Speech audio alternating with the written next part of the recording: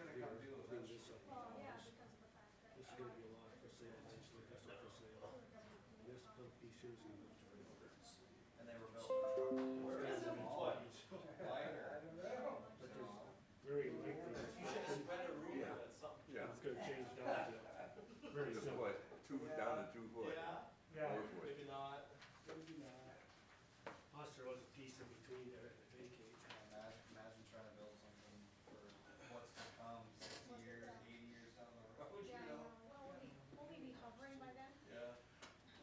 I know Walmart wants to pull 65 foot trailers. Then every like, whatever, a fourth trailer is basically a free load. Gotcha. And they're trying to be permitted to do that.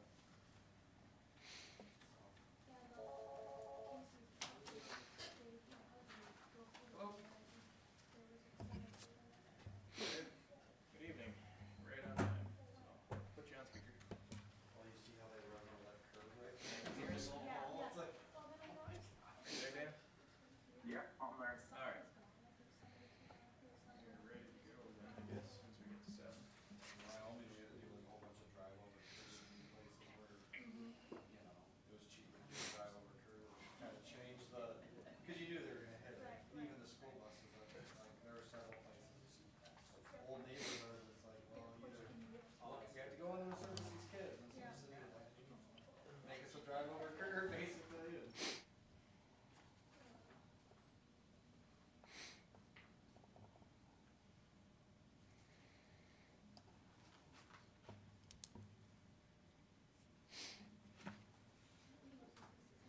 I was thinking mine was convenient before we went half, so I was actually thinking that. Oh, yeah, there's the, Yep. there's the, that's one, most of the other half of the town.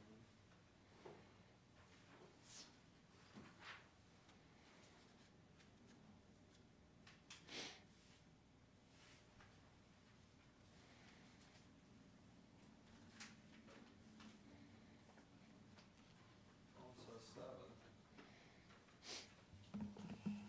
Where's the computer stack? 6:59. 7. You're 10 seconds fast. Alright, well, we're at 7, so we can start. Call the meeting to order, do a roll call when you're ready. Barkle. Here. Loest. Here. Kettering. Here. Hummel. Here. Nelson. Here. Welsh. Here. Clark. Here. Right, everybody had a chance to go over the minutes from the previous meeting. Unless there's any changes, I need a motion to approve those minutes. Motion to approve. Second Loest. All in favor, say aye. Right. Aye. Aye.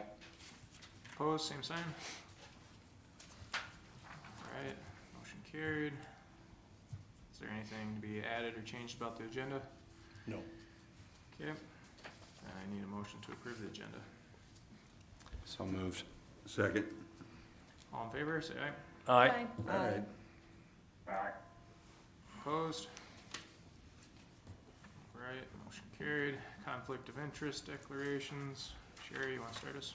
Loest, none. Kettering, none. Welsh, none. Barkle, none. Hummel, none. Nelson, none. Clark, none. Alright, first item is the Gunther plat. We can start on plat early, so. Yes. I guess if you wanna just go into that, you have the screen pull up or? It won't project for some reason, but I can give you a brief description. In the packet, if you look at the plat, Mr. Gunther owned there were actually about 12 or 13 little tiny lots, and then his daughter and son-in-law owned another one. So they just replatted everything to make 4 conforming lots. There was a little bit of a roadway right-of-way that was no man's land. That was vacated at the last county commission meeting. So they're basically cleaning everything up and making it conform to the ordinance. So looking at there over a little bit over an acre, so it must be R2. Yes. Everything in that area is R2.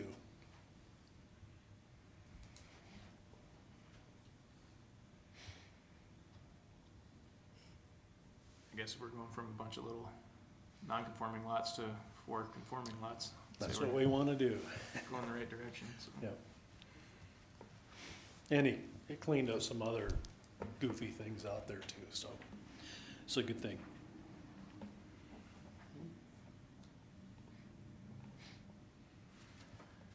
Unless there's any other questions or conflicts, I'd entertain a motion.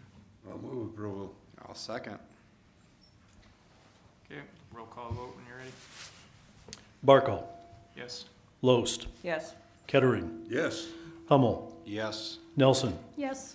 Welsh, Yes. Clark. Yes. All right, moving on to the discussion on the potential ordinance changes. Do we need to wait for 7:10 for that? Nope, it was not something that we had to advertise for, so you can dig in. All right.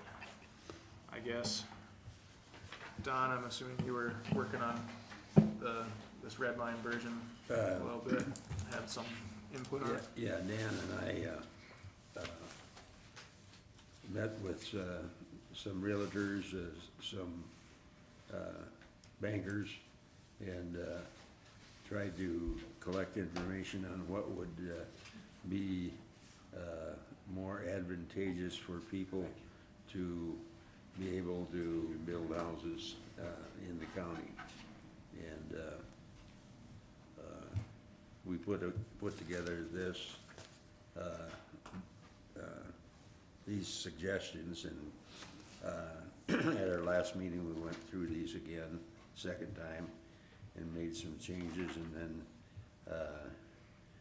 wanted to bring it back to this group for their ideas on the project.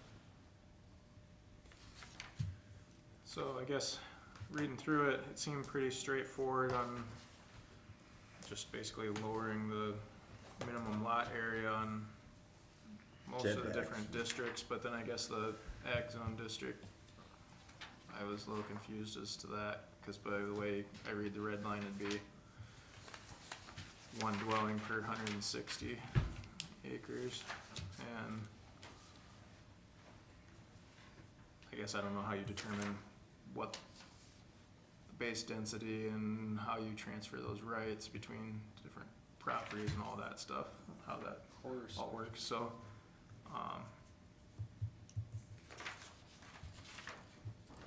I guess we're gonna start just on the easier ones, on like low density rural R1. Basically changing it from, what would that be? It was originally 5 acres, changing it to 137 or 36,000, that's 3. 3 acres. The green is 2. Or roughly It's 2. 2, yeah. I guess one concern would be that in R1, we allow like hobby farms, and you allow animal units based on number of acres, so then you could go a smaller acreage and still have a hobby farm with, say, if you went 3 acres, you'd do 3 animal units, or 2 acres would be 2 animal units. I don't know if that's an issue on smaller lots like that. Well, they always can buy more. Well, yeah, but I mean, Nothing you got the limits them minimum from right now. buying more. Right now, you have to have 5, which you could have 5 animal units on, but at 5 acres is a lot bigger than 2 acres. So, are you going to allow hobby farms on smaller acreages like that? I think maybe where we should start our discussion is, why are we doing this? Whenever you make a change to the ordinance, you have to have a good reason why, and you have to look back at why it was set up like this to begin with. The reason that we are looking at that is because Thrive and all the realtors believe that it would be much more available to many more people, and housing is a huge issue. And to buy 5 acres at $10,000 or an acre or whatever it might be, just to make it a little more easy for the person to build where he wants. Okay, so why can't we rezone? So if someone wants to have a housing development and it's currently in low-density zoning, why can't they come here and say, well, we want to have 1 acre lots, so we want to rezone it as medium density? And then you accomplish exactly the same thing. The fear I have is we have a lot of people who live on 5 acres, who live in low density, and they have moved there for a reason, because their neighbors are not on top of them. So if we go in and say, okay, now you're living in a place where it's 2 acres or 3, and that is not why they moved there to begin with. So I think that's why we have the tool to rezone areas. If we see an area, a farmer has 40 acres they would like to sell and develop, which a lot of that has happened of recent. Many of them have went the planned unit development. But some people have come in and rezoned, and we've done several rezones where it went from rural transitional to low density, medium density, or high density, depending on what type of homes they wanted to build. So I think the biggest fear about changing low density is what happens to the people who are living in low density right now? And when this was set up, as Chris pointed out, there are many things in low density that are there because it's 5 acres and bigger, and you certainly won't want, if you would compare that to medium density, which is 1 acre, what's the difference? I'm sure there are differences in the applications there. So I'm a big proponent of leaving the 5 acres and going the tool of rezoning. That's why we have rezoning, and it's the same process. You have to go through public hearings and all of that to change our map. Right, and part of that is considering how it's going to affect the area, which if you're gonna change R1 to a smaller lot size, then you're essentially, like Sherry said, moving it closer to being almost the same as R2. And you're not rezoning, you are changing the character of that zone. And yeah, it's, I guess, also part of zoning is trying to encourage development where it'd be most advantageous or fit together. And then there's a reason that there's a difference between R1 and R2, and if you change it to be almost the same thing, you just as well eliminate it and just Might as well just have 2 zones then, Just have R1, two. R2, and pretty soon we'll have just 1, residential. right. So there's a tiered system for a reason.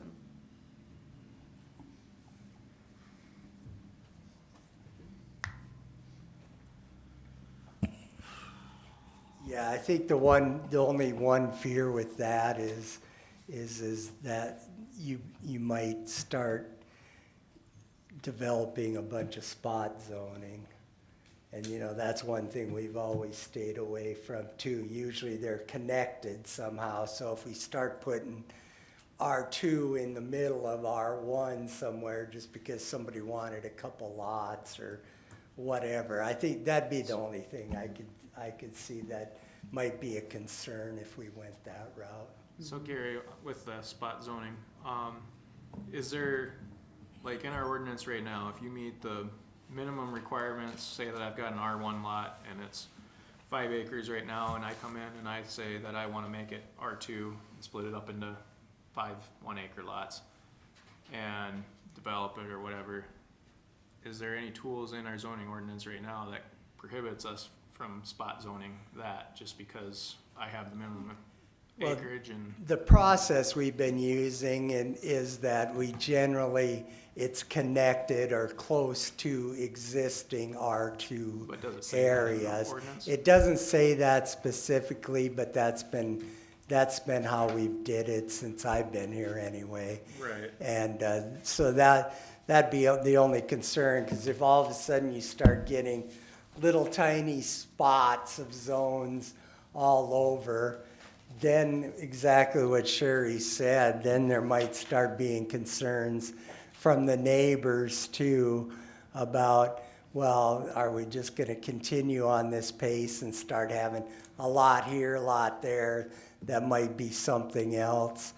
But, and I think that was the only thought process, to making this a lower number. It's still only a minimum. They don't have to do it, but it gives them the ability to. We have had people that have came in and told us that, well, I have a friend that has 5 acres, and they said they wouldn't mind splitting it off to allow them to build a house on their lot next to them if we allowed a little smaller acreage. It would make it cheaper for that person. You know, with the lots going the rates that they are now, we're seeing 30,000, 100,000. I mean, that was one of the things that they thought this might help solve that issue a little bit. Yeah, so I guess 2 things on that. I guess back to my question about the spot zoning. I know it's been the practice now that we kind of say, yeah, it has to be kind of connected or whatever. Right. But if we didn't do anything now and you have people that want to push the issue, does our ordinance allow us to deny them? And then also, I guess with the argument of, yeah, it's a minimum and not everybody's going to be a minimum, well, you could be bigger, but Sure. if you're saying that there's a need to change the ordinance because we need to make it smaller so more people have Sure. more houses, then that tells me that there must be a bunch of interest, and we presumably would have a bunch of new applications and new building permits and everything for these smaller lots. Well, and I think that's the hope, but we just don't know where that trend's gonna go right away. And so I think, I won't speak for Don and Dan either, but I think they were just looking for other options and other tools that could make it available to people to do a little smaller acreage with somebody else and allow them to build a cheaper home or something. You know, going to the other end of this, in the ag zone, the minimum is 20 acres, if I'm not mistaken. And 20 acres, let's say I wanted to go build a house out, and I knew somebody that was willing to sell me 20 acres, and I wanted to build a house on it, and I'm a veteran, so I want to use a VA loan to do this. Now, if I buy 20 acres at the current rate of just bare farmland, I think we're looking at about $200,000 or so, depending on where it's at. And there's another problem, and that is that there's in the banking industry, there's something called a conforming loan. And a conforming loan is one that can be sold, let's say by First Dakota Bank. They make a loan on a house, and they don't intend to hold that loan in their own portfolio. They intend to sell it into the secondary market so they can recover their funds and loan them out to somebody else. The maximum size lot, now I'm working from memory, having been a banker, Right. is 10 acres. If you go over 10 acres, it is not a conforming loan. They'd rather have 5. Is it now 5, Bill? Sometimes you can squeak 10 by, but they push for 5 now. Okay, so, Yeah, that was the discussion we had with Right. some of the bankers. yeah, and so when I'm looking at something like this, I'm trying to think, well, what problem are we trying to solve? Or what opportunity are we trying to take advantage of? And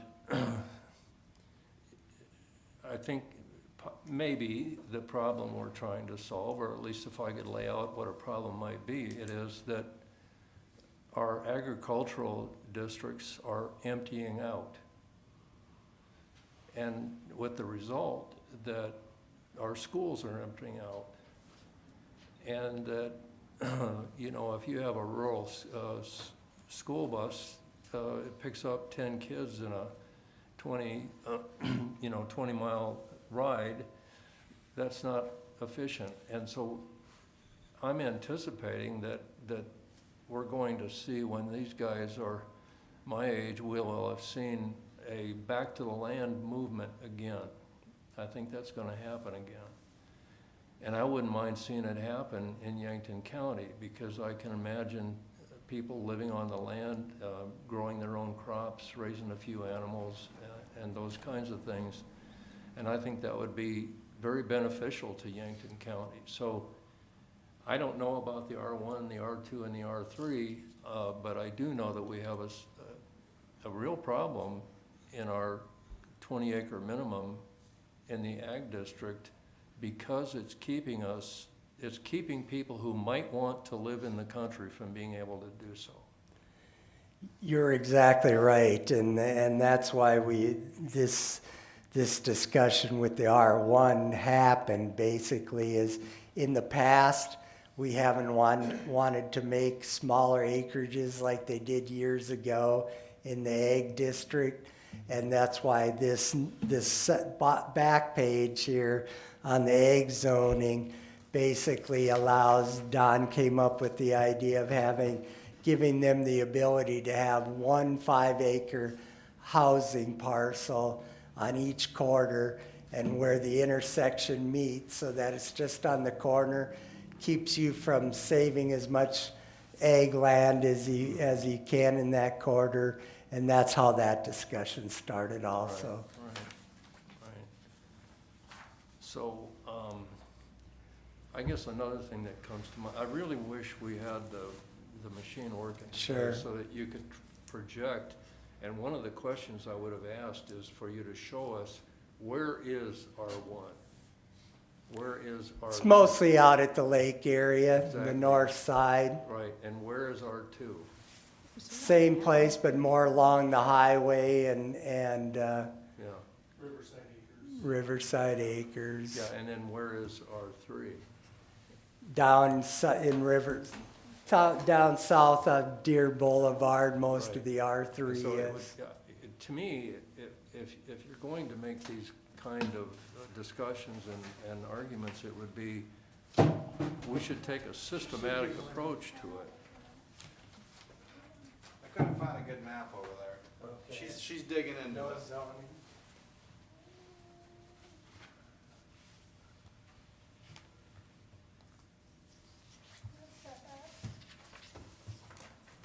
Basically, if you look at, Yeah. Maybe there isn't. Mike, if you look at Beacon, you can turn on the zoning districts, so basically Right. anything that's not colored is ag zone district. So, So Gary, I Chris? think the, Yeah. So the blue is what? thought that the commissioners had was that we send this back to planning and zoning for them to study it and come up with their recommendations. Yellow is I don't think it was R1. R1. sent here to decide on tonight. No, This is- definitely not. I this is mean, say this this is is the first discussion, and like I mentioned in the email, is we'll decide when we want a hearing when feel like it's ready to be, What's rural transition? move on in the process, so. But these are good discussions. Yeah. We've had some of these in the past, there's been a lot of question, what happened to those small acreages in ag from years ago that were here before I was here even, and we've had a lot of discussion back and forth. The ag community, since I've been here, definitely said they didn't want to start going that route again. But then we talked to the bankers, and they say, well, we don't want to do lots, like you said, over 5-10 acres in those areas. So it's a tough thing to try and work around, and this was just one of the options that we thought we could make available, given it, because these are minimums, they're not required. I think it's definitely worth talking about, because Yeah. I think with the value of the land going to where it is now, that certain farmers may approach development differently. If I'm buying 100 acres, but I really only need 60 for whatever. And if I can sell 40 off to offset some of the costs, get ahead of the note, or just help me pencil it all out, I think there are a group of people that are doing that. I do know there's some land over by my parents that a farmer Definitely. recently purchased, and that's what he's basically made a comment of is, you want to pay me more than what I paid for it, it's Yeah. for sale, you know? Well, look at the subdivisions we've approved in the last 2 years. You know, we had 23 acres here, 23 acres there. Those two parcels on Deer Boulevard put 20 lots in their R2. You know, that made a lot of sense to rezone in their group. They're not they're in an area where it could work out real well, but I know there is a concern about if we just start doing a lot here, a lot there in the middle of a zone, that there may be a little more concern, because that's one of the things we always told the ag community too. If it makes sense to cluster and you know, save as much ag land as we can, that's probably a good route to go. But Yeah, and like, kind of my fear too, down by the lake area, is part of the reason why people like it is it's not Okoboji, where houses are like, you can look out your window and shake your neighbor's hand, right? Like, so I do think we need to be mindful of that as well.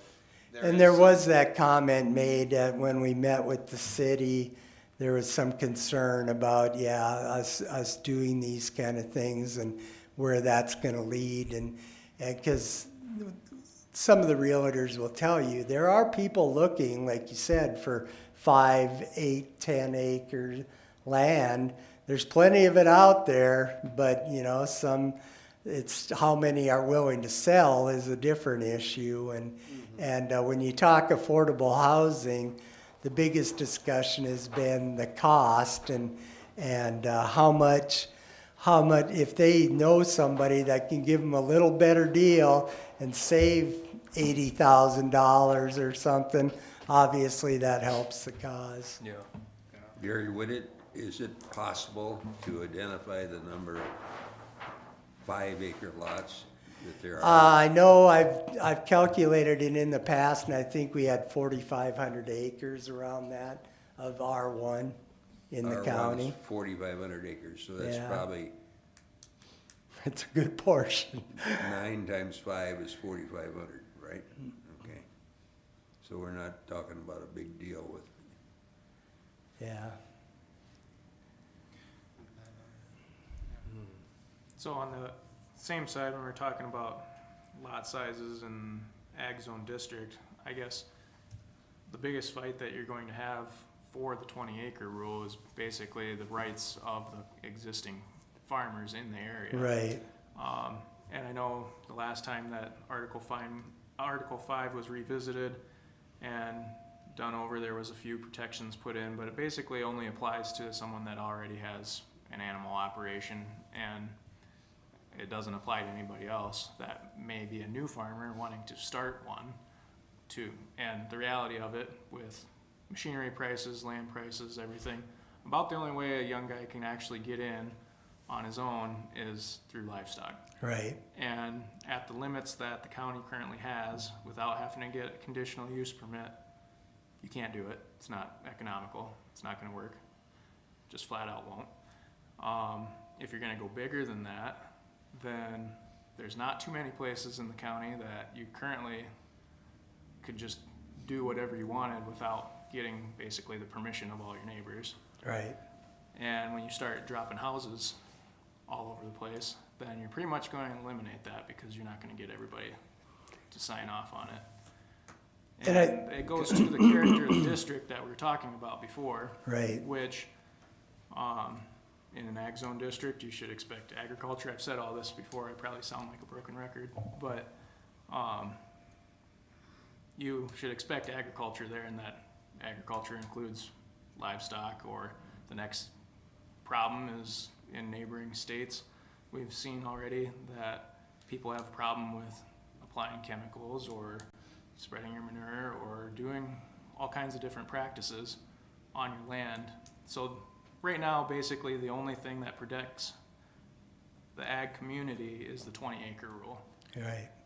Now, if there was different protections in the ordinance that basically said, yeah, you're in an ag zone district, you can do agriculture, and What you're talking about is why we talked about, the section lines, limiting the number of houses. yeah, but that still doesn't protect anybody new. Like if a new guy, if I wanted to go out, say I wanna buy a piece, or my dad gives me a piece out in a section, and I wanna put up a new feedlot or a new hog barn or any kind of livestock, if I'm going to make it economical, I'm not gonna be able to do it, and there's no protections in there for anybody that's actually in agriculture from doing that. And I'll tell you from experience, that not just livestock, just row crop farming, the only places that I have issues with neighbors is where there's a whole bunch of houses. Sure.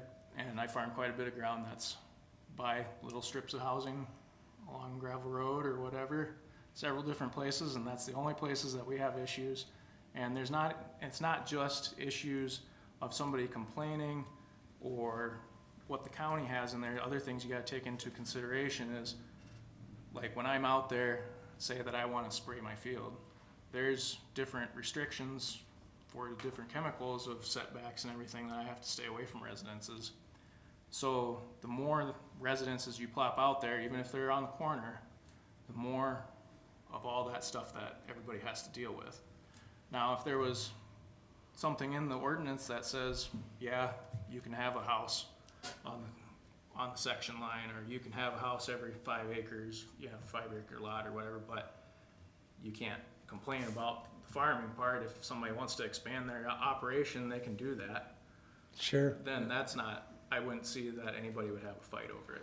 I think But this right was more about, we have had a little more conversations with people that are getting closer to retirement and their kids are wanting to move back. And this was just an idea that at least they could give them 5 acres to take care of on a corner of a section and allow them to put a house up. Not so much that they'd still probably do all the farming where it currently is. And we did have one recently, that block plat, where the son is redoing the house on the farm, and he's actually moving out there. But we have had a little more conversation with some people that have expressed a little bit of interest in even having a farmhand or a family member on a smaller lot that they don't want to take care of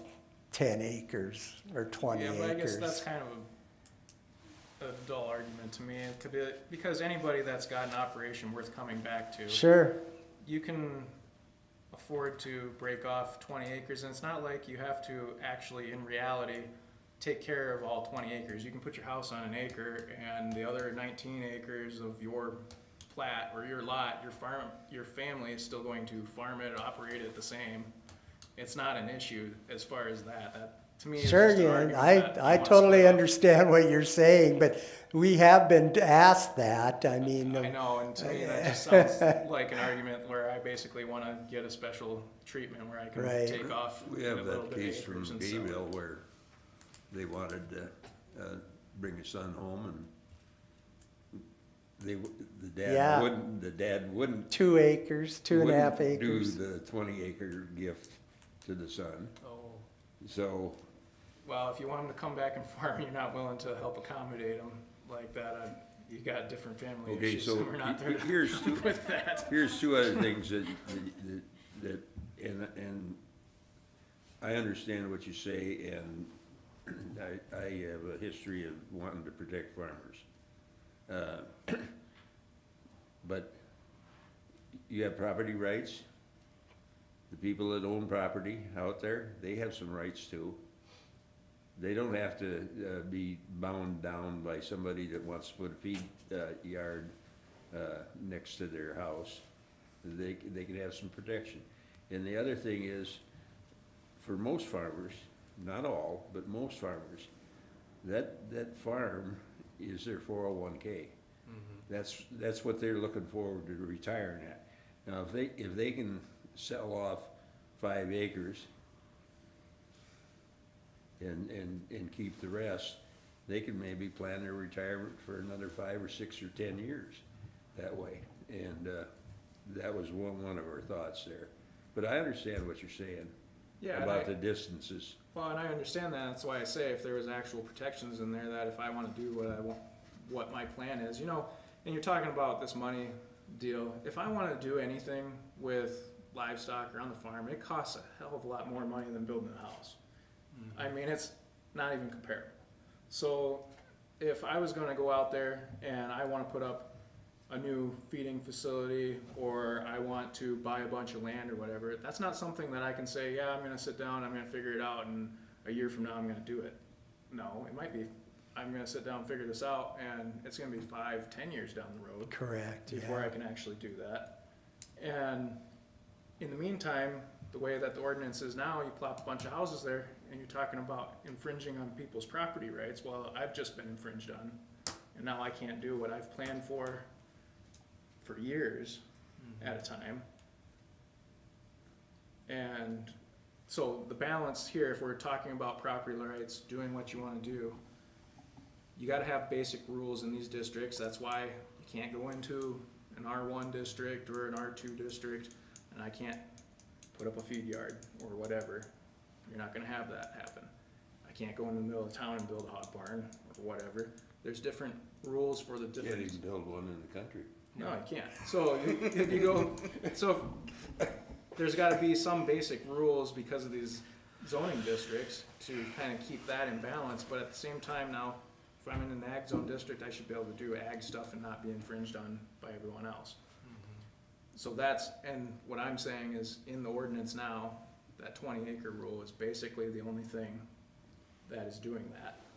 So if you want to work around that 20 acres, lower it, come up with some different avenue of allowing more small lots out there, there's gotta be a balance to that for the ag rights. Well, and I think that's why, you know, we went through those 2 processes with the RT, and it pretty much has dwindled out. But as soon as we did it, now in the last year, we've had a couple, 3, 4 more that have actually rezoned, but it's a process, there's no doubt, and I think everybody talks about affordable housing, and we're just trying to find some other possible options out there that might help that along.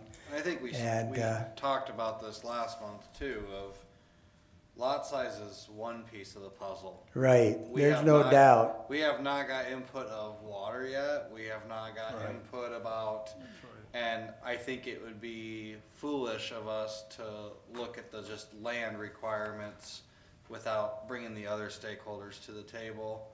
I mean, I'll tell everyone, I lived on a non-conforming lot, my parents only have 1 acre, they've had it since before I was born, right? Like, and so I've lived there, well, pretty much my entire life, they've lived there, they still live there, right? And to Chris's point, they do live in an agricultural district, and it was farmland when they bought the house, and it's still gonna be farmland, and there is that balance of the majority interest and the minority interest too, you know.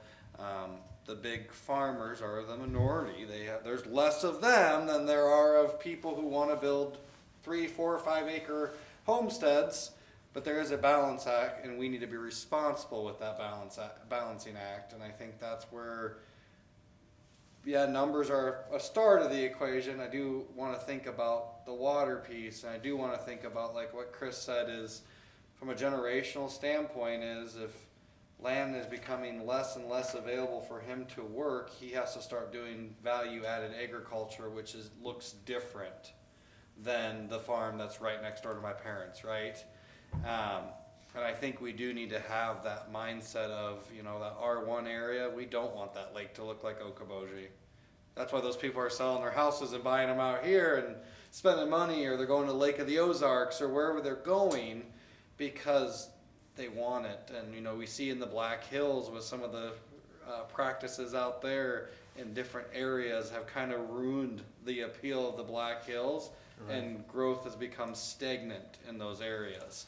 So again, it is a definite balancing act, and what we do matters. And to Sherry's point too of, yeah, there's roads of people who can come in here and we can rezone an entire area.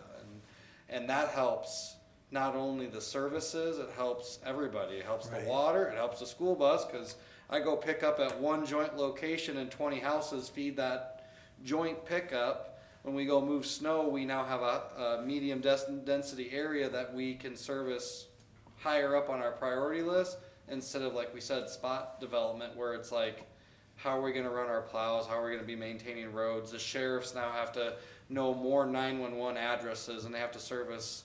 So we have to really look at what makes Yankton unique and what makes it a place people wanna settle, and then we gotta start looking at what is truly we can provide.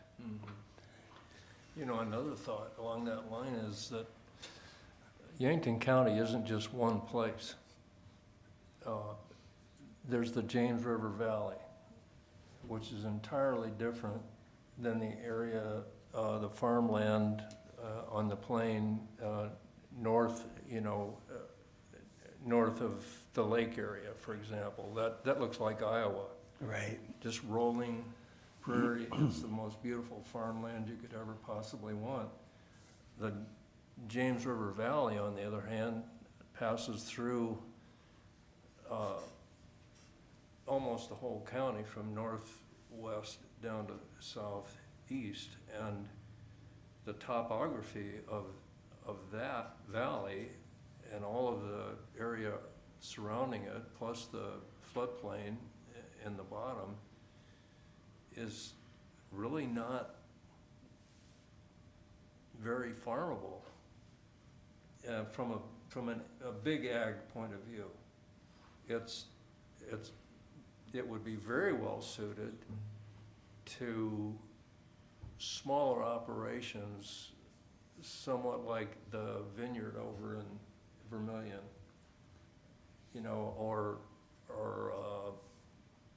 small fruit production, or small animal production, or hobby farming, those kinds of things. Even, believe it or not, I mean, if you think about it, aquaculture, in the base, the floodplain of the James River would be ideal for producing, fish, catfish, walleye, you name it, you could do that. Now, so I think a one-size-fits-all ordinance,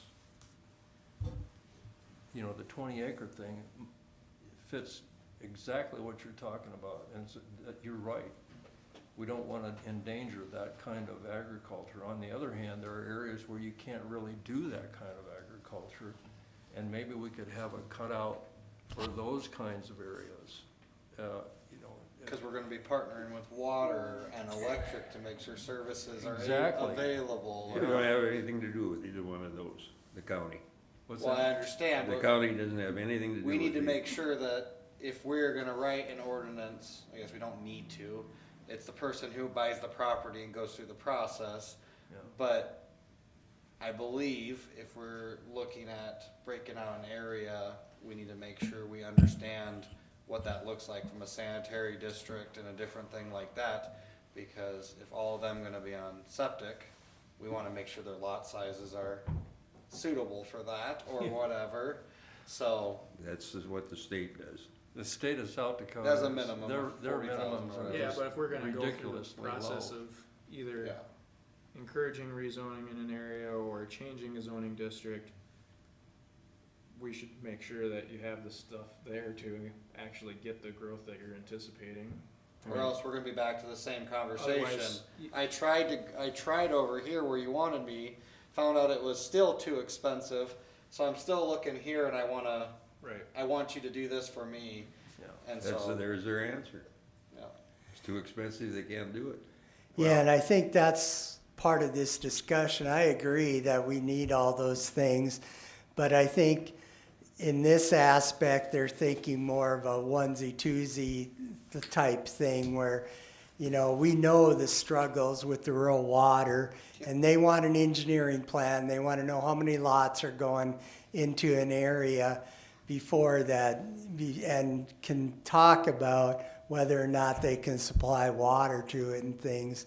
You know, I think there's some, in this aspect, they're thinking more of, yeah, septic, well, you know, we're putting one more house on an area because we were able to, and things like that. But, you know, these discussions are going on across the country. You know, a big one right now is these wedding reception areas and things in ag.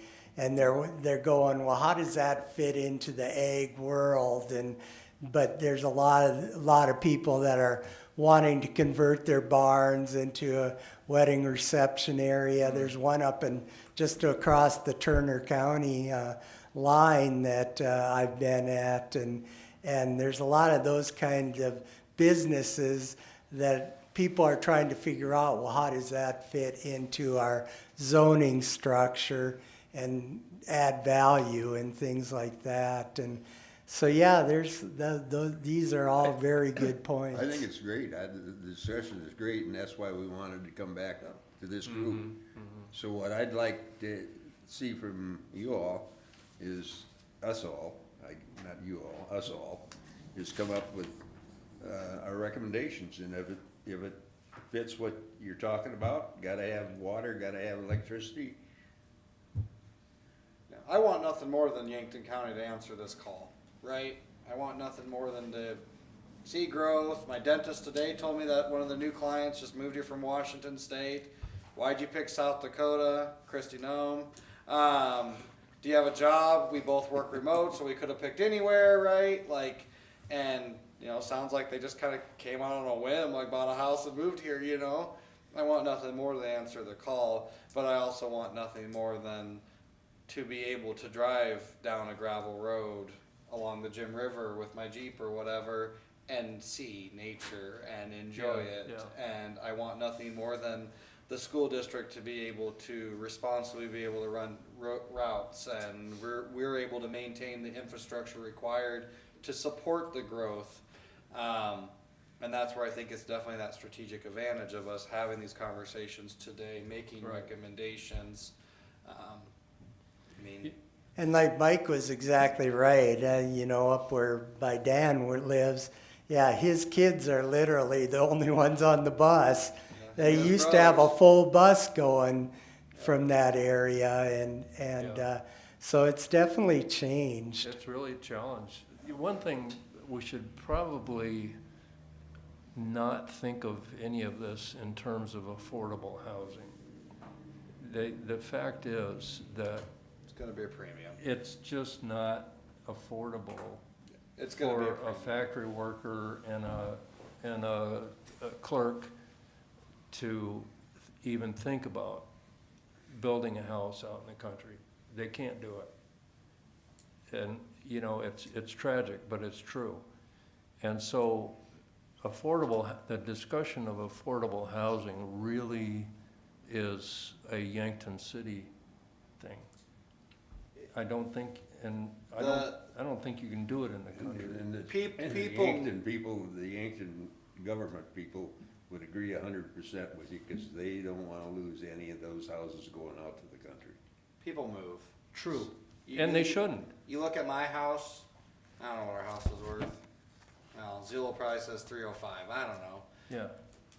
We move out in the country, that house becomes available. My next door neighbor is, I think he works at Hedro, and I don't know where his wife works. I think people move, population shifts, and so I think it might actually bring up availability in that middle class again.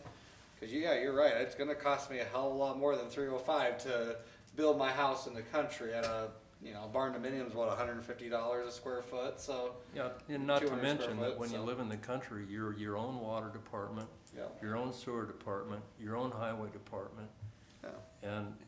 and you're miles away from amenities and conveniences that young families expect to have So then that's why we look near at, hand. that's why you look at that R2, and you have to, I mean, you have to really look at that R2 and think, could that be the next wave of affordable housing? So I think that's what Don's point is, you know, maybe 5 acres in ag land is not affordable housing. But maybe R2 with some stipulations could be the next wave, or maybe, Even R3, that's why R3. we added this comment, because currently it doesn't allow you to extend those areas, but that might be an option to think about also, and get closer to the sizes like the city homes and things. and so maybe, But then you gotta worry about the sewer aspect, so. I gotta apologize, I looked at the agenda and I thought it was Yeah, safe for me to be, where I could be someplace else at 8 o'clock, which I really need to go to. What I thought we were asking for was for this group to get together and have a task force or limited to meet 1 or 2 times and decide on things that are crazy and things that we should also be thinking about. We entered into this discussion knowing that there isn't a hell of a lot the county's gonna be able to do. Right. This isn't, other than maybe change the zoning a little bit. Because it's affordable housing, again, I get back to your point. So, maybe bring those ideas to the next discussion next month. I agree. Start talking about it in more depth, if I- that's what you're thinking. I just think, just looking from what I was looking at this when I was at home, you know, it's gonna take a lot more than just changing numbers. Yeah. Because there's definitions, looking at permitted uses, you know, you're going from 5 acres or 5 acres down to 2 acres possibly. I mean, you gotta look at the uses and what's permitted on there, is that appropriate? Trailer parks. For that, Everything. yep, a lot more for Campgrounds. that.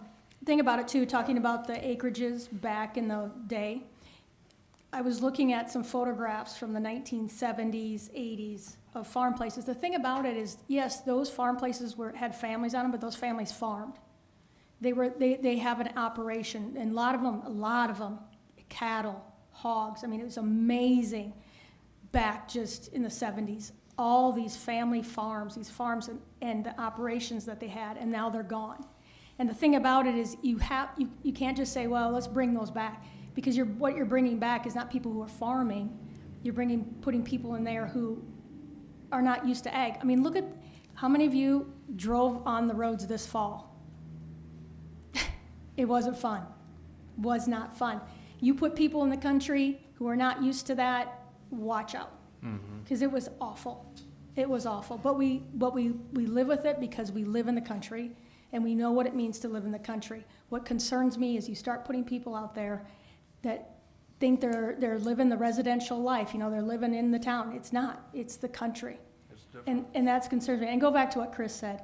You know, we are limiting our farmers and the ability for the next generation to farm, because it is in livestock. I mean, we are limiting. But yet we want to replace that, or we want to take out our family farms and our next generation and put in housing into our ag section. That's the big, you know, R1, R2, whatever. It's the ag part. Things that are zone ag are meant for what? Agriculture. And I go back to what Chris said.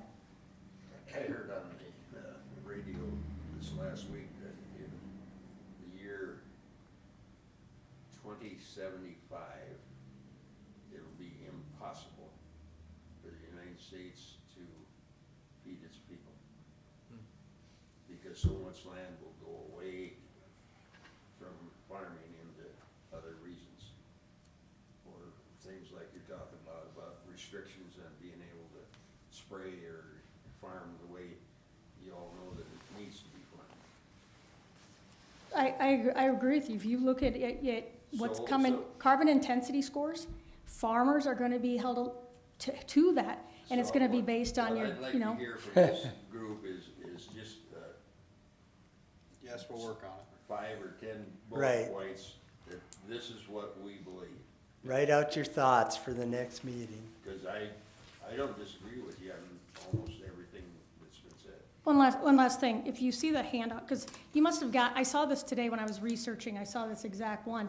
But going back to what Mike said about land that is suitable for maybe housing because it's not suitable for farming, if you go back here, you'll see a lot of them that will have a quarter section must have a weighted average crop production index of 72 or less, to put in a housing. So it's not productive farmland. It goes back to what you said, the Right. Jim River Bluffs, Jim River Hideaway, right? Right. Yeah, places like that where you can put a house, No, you can't. whatever, You yeah. absolutely can't because of FEMA. Now we got Right. flood areas Right, to deal exactly. with Yeah. too, but, But It it's, won't but work it's at getting all. back to what Mike said, Yeah. finding places in the ag that maybe is not suitable, for that farming. but definitely a good discussion Thanks and, for the discussion, yes.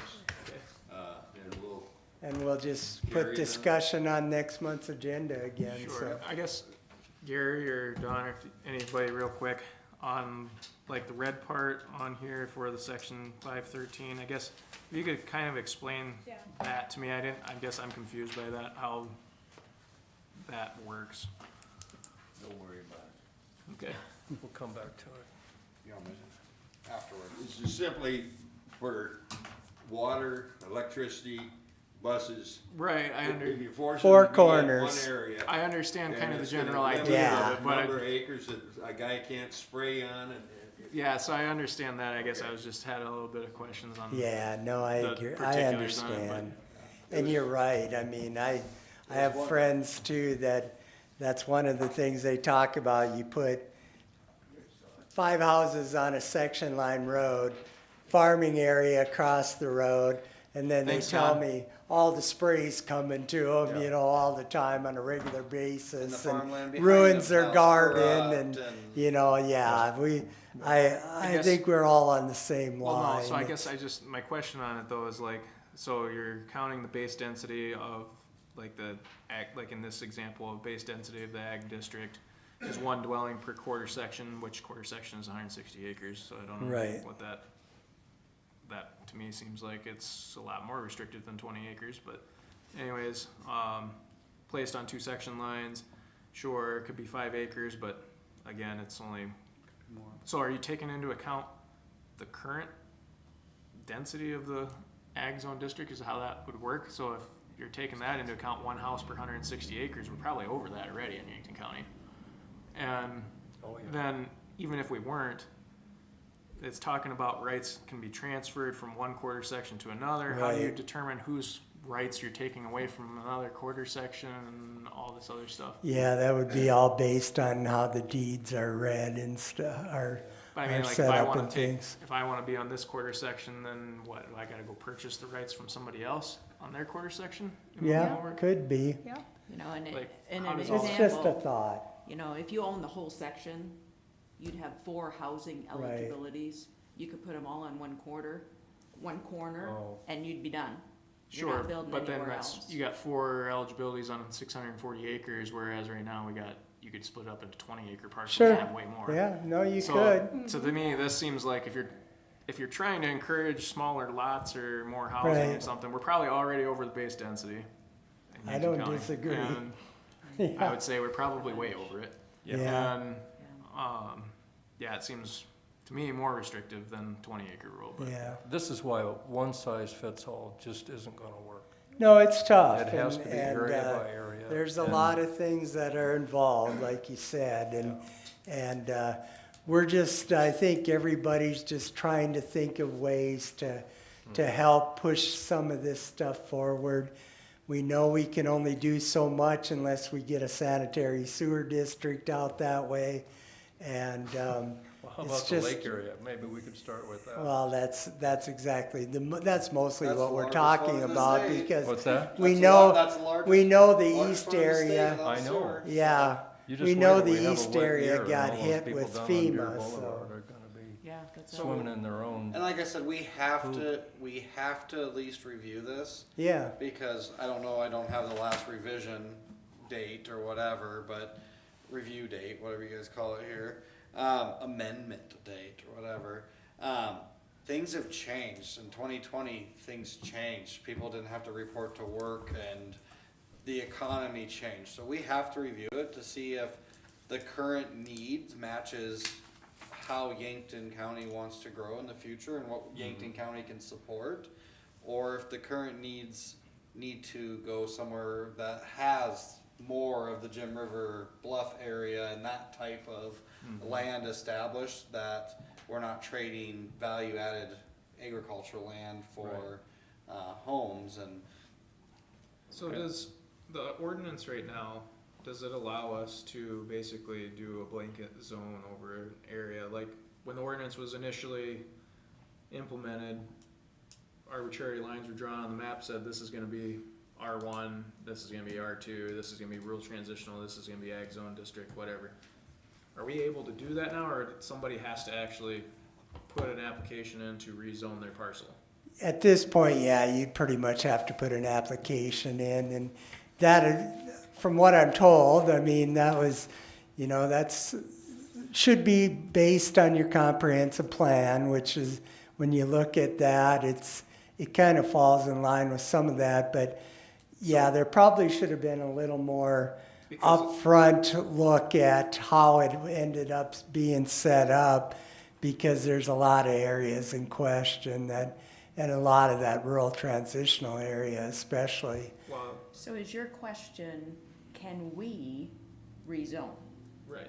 So if you go to Article 22, the regulations, restrictions, and boundaries set forth in this ordinance may from time to time be amended, supplemented, changed, or repealed, provided that such modification or repeal in each instance be proposed in an ordinance presented to the governing body for adoption in the same manner and upon the same notice as required for the adoption of the original ordinance. So I read that as anybody can come in here, us included, propose a change. Yeah, As long as we have hearings. well, I we mean, pretty does that much mean that have, means we changing the- pretty much Correct. did that with the RT. You know, That's, but- we decided to do that and But- give people that option. But we didn't go out and say, No, we're going to we're rezone gonna this. do it, yeah. We waited for them, the property owner, to say, To yeah, we say, want to. yeah, that's So not a I bad don't, I don't idea. recall So a we can't- time in my time in the county where this body has said, well, that plot, we're gonna rezone. Right. And I'm not really But we aware of could. anywhere in this state anyway where they force that upon people. Most of them, it's an Well, option, yeah. and Basically, an initial conception of the zoning ordinance, so that was what happened. Absolutely. Sure. And I'm just wondering that, like, basically, like what you're talking about, one size doesn't fit all, but the majority of the county is zoned ag right now. So if you're looking at where can I do something different, and we don't wanna have one size fits all without being able to just draw, say, yeah, this area is conducive to, not to farming or Right. whatever, and it should be R1. Instead, we can't really just go in there and say, yeah, this plat of land here should be R1 now. but if we Good. did like the Right. present, We like can't, we can't. we Yeah, you did can. what the state I just would did. think you could. Yeah. If we did what the state just did and said, okay, we need a state prison now, you gotta find some land to put it in. If we have to rezone it, we have to rezone it. And you pay everybody off to move out of that area. That Yeah. could be done. You know, and I think the wise thing would do was to work with the landowner before you would do Right. any of that and say, hey, Yeah. you know, you are close, are you open to it, does this make sense? In the next 20 years, should we go ahead and rezone it? You keep using it as ag until you're ready, and then Well, to me, they the- can sell little lots off. And we if they have an want to. option for other people too, in that same area of, when they come to us, like they did with RT, like, hey, we got it defined, do you just wanna rezone as that? Yes, I would like to, and You know, but I think the vision at the beginning was that everything to the west would be where rural development Yeah. occurred. And that's why it was written, anything below Highway 50, I mean, essentially, they weren't looking to put any future, animal development at all, be anything south of 50. It kind of reminds me of the floodway areas where people, you know, you hear about these cities periodically that have to move a bunch of people out of a floodway that's going through an area. They buy up all the houses, turn it into golf courses, parks, whatever, rezone the whole area. It's kind of on that same thought process, but yeah, I mean, I think you can do that. It's just, I guess- there's got to be, but there'd have to be a really good reason there'd have to to be do just that at this cause. Well, point. yeah, and I guess to me, the Yeah. obvious starting point would be within the RT. But Yeah. I don't know, I guess that doesn't seem like a good option either, cause you're basically telling everybody, well, this is what you were for Yeah. a zoning district, and now you got all new rules, and And we went through that option twice already and pretty much fizzled out at that point, so. No, but, and then there's also the PUD. Anybody can do a planned unit development as long as they have 5 acres. So you can do whatever you want to. You can put little tiny homes in there, or you could have one big home or whatever with a planned unit development. There's lots of tools in this. If people would just sit down and actually read the ordinance, there's a lot of That tools. is There's true. the second home in the farmstead that Yes, Gary can we're approve using a that a 2-acre lot. lot, and if it's in the farmstead, you can build a second home. Like if you owned 160 acres, you can build a second home on there. And technically, once it's built, you can plot it off. If you read our ordinance, you can plot it off after you've built it. So, and then once that's done, your other kid comes home, they build a home, then they can plot it off. I mean, that's technically legal. Like I said, we do have good framework, and we do have enough clauses in here that don't make it it's a one size fits all ordinance. There is, so, And I just think we need to review those clauses as we do this, so that way we aren't backdooring ourselves into a solution that's already there. And maybe we need to advocate that some of these things are in the ordinance. Again, we can't coax people and whatever, but we just need to remember to finesse and advocate for some of these things in there that do allow somebody to build on as little as 2 acres if they follow that farmstead rule. No, and that's why we have these discussions and we have these hearings to get citizen input Yeah. and it's all good conversation. Thanks a lot. I guess another thing on potential changes, I guess I didn't send anything in. What is everybody's feeling on needed zoning on like the transmission facilities, like pipelines and all that kind of stuff?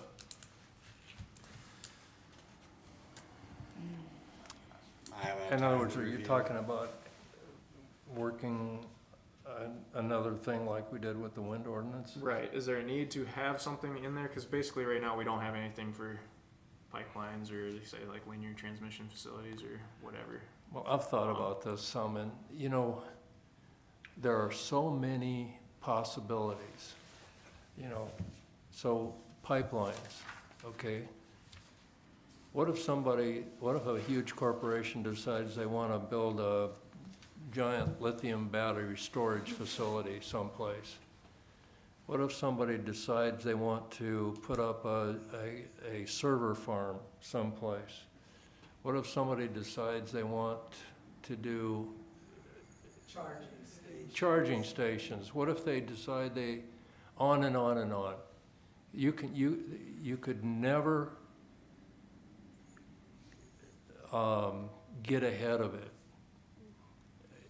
And so it seems to me, and with regard to those kinds of things, that our greatest vulnerability is in our land that is zoned agriculture. And if we want to address all things at once, we would look at our zoning ordinance with regard to agriculture and say, you know what? That's for agriculture, nothing else. It's for agriculture and agriculture-related activities, period. But a That's how server you get farm ahead of has farm in it. Say again? But there's the word farm in a server farm. Well, you know, but exactly, you're right, Sam, but what I'm getting at is you can never Yes. get ahead of these people. They're out there plotting right now, and and observing everything we do, because we have to meet in public. But they can connive behind closed doors and we don't know it. I do think it's probably worth, I have not read it since I got on, I'll be honest. I read this ordinance like the first time I got on. I have not done any research into transmission lines. Wasn't there a bill on the Yeah. on the last, right? I'm a bad politician. I voted and I threw that information out my head, right? I need to do some more research on kind of the pending before I say it's where we want to spend our energy and efforts right now. I do think the discussion that we have in front of us is where we should be spending our energy and efforts for sure over the next couple months. And I'm like Dawn, I got a meeting at 8:30 I scheduled, so I'll be rolling in like 7 minutes. Well, one thing I'll say is this: if we are going to address a specific issue, the county commission should impanel a task force, which I think task force are an excellent model. And when they impanel the task force, they should establish, this isn't the right word, a moratorium on development along that line, so that while a task force is working and while this planning commission is working an issue and then going to present it to the county commission, nobody can sneak in behind us and come in the back door and do something that defeats all of our efforts. So if we're gonna do that, we need to close the door first and then work on it, and then reopen the door under the new ordinance. There is a way to do it. I don't remember where I read it, but there is a way to do that. There is a statute that we can put moratoriums on. We have 2 years to basically figure it out, but Yeah, another way is to,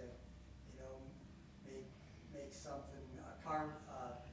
say carbon pipelines, and just make it a conditional use. At least you have that in the ordinance, so that you have to have the discussion. yeah, Something like that. There's other ways to do those things. you can, but here's the problem. Yankton County has an annual budget of about $15 million. We're dealing with corporations that are so big that $15 million, if they can balance their books at the end of the year and get within 15 million, they're satisfied. So they can simply threaten, and we have no choice.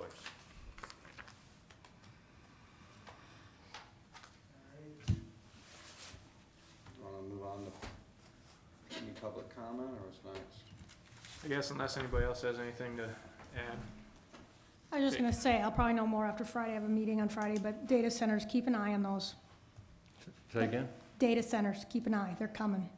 Yeah, I know. We already have one in Yankton, city limits of Yankton, so. And they say, I saw a presentation here last week, that they will require more power than like the city of Aberdeen. They say whoever controls the data is gonna control everything. Yep. So, Well, that's what they say. we'll see. And that's why I do think these conversations are value added, because 20 years ago, we never thought somebody was gonna have a server farm with 20 rooftop air conditioners on it. Like, that was not even a thing, so.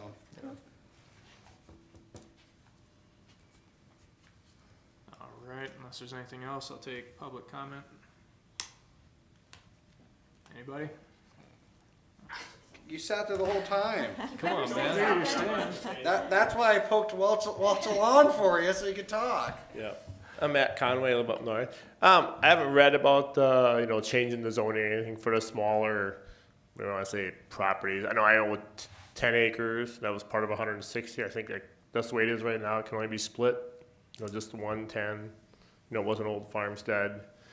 And I think it bums me out because there's like does in the old farmstead, so then the young guys, I was trying to get the neighbor kid to come down here too, because he'd like to find, 10 acres. And he'd like to find a couple, but they're, turning it back into farmland. I do understand the city people, because grew up on a farm and we didn't hate the city people, but we didn't like it when they moved next door. So, I mean, I don't know if there's something that could be put in there, like you're moving to ag land. I mean, you can't make them sign a waiver that they can't complain, but, so I'm supportive, of if a guy could say, he'd talk to Oswald, who I bought the land from, and he's like, well, he'd sell maybe 10 acres if he could. I don't know, maybe there is a loophole in there you were talking about, they come in and ask. But it's kind of up to the land buyer for electricity and well. I mean, I bought my place, I didn't go, oh, I'm moving in. Oh, darn, there's no well here. I mean, that's something for the person buying it, figure into their price. So I'm kind of supportive of changes, but looking out for the farmers too, because the city people can be a pain in the hind end. Thank you. Thanks. Anybody else? No, all right, I'll close public comment. Need a motion to adjourn. So moved. Second, Loest. All in favor, say aye. Aye. Opposed? All right, we are adjourned. All right, good stuff. See you, next time. All right, thanks, Dan. Oh, we will see him next time? We get to meet Dan. Yeah, we can meet Dan finally. He said see ya, I mean, you'll hear me next time. Hear ya. Yeah, I think it's like this spring sometime. Oops, excuse me. I heard he's been on California all this time but they were talking about maybe moving him to Michigan for a project Ew. over there, so I'm not sure exactly where he's at right Ew. now. Ew.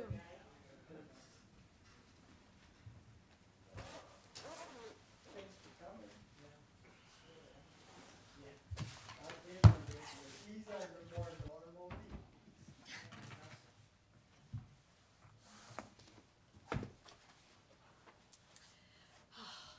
First rule in Pier, you shut off your microphone.